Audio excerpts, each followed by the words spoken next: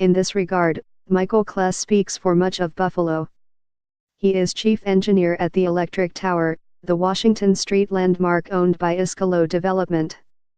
That means he has 14 floors worth of equipment and wiring to deal with every day, creating a building that to an engineer almost becomes a living thing. Yet this is no ordinary landmark in the city. Kless never forgets what the tower meant to him as a child. He grew up in South Buffalo. What he remembers whenever he traveled downtown from the south part of the city is the same sensation that a colleague, Iskolo brand manager Nicholas Dalb, used to feel on boyhood rides from the other direction in December. Dalb's family would take the bend on the Kensington Expressway and one image would instantly command the sky.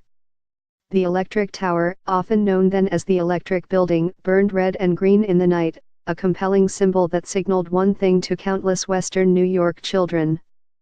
Christmas, Kless said, thinking back. The lights have returned, in a way that officials with Iskolo hope is better than ever. The tower went dark for a few days this month while the company spent about $100,000 upgrading to a new LED lighting system that will allow for more intense and varied combinations of colors, according to Joe Montesano, Iskolo's director of property management. For the first time, Montesano said, the dome at the absolute peak of the tower, about 294 feet above the sidewalk, will be routinely illuminated.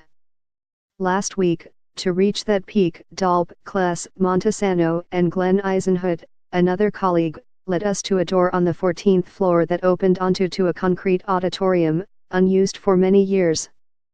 From there, you follow a winding spiral stairway that feels like something out of Jules Verne, until you reach the three-tiered tower itself, platforms accessible only by metal ladders. Keep climbing, and the tower opens upon cold air and stunning views of the skyline and Lake Erie beyond it. You eventually reach the tier from which a ball descends every year to mark midnight on New Year's Eve. The Electric Tower, a spiral stairway, rarely seen, carries you toward the peak. Robert Kirkham/Buffalo News. Montesano, standing on a small and narrow deck where you can look down upon the city, spoke of how the building went up in 1912 as a statement, as a tip of the spear for the technological revolution that brought electrical power into everyday household use. Buffalo wasn't far from the great and early hydroelectric generators at Niagara Falls, and Essenwein & Johnson, the architectural firm that designed the building, drew on two models for their statement.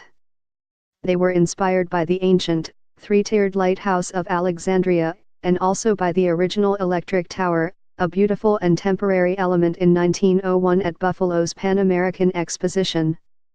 Yet if the building still evokes some deep sense of the spiritual, almost celestial, it begins with the international legend who designed the original lighting scheme. As you climb the ladder in the tower, you realize you are in the 20th century staging ground for W.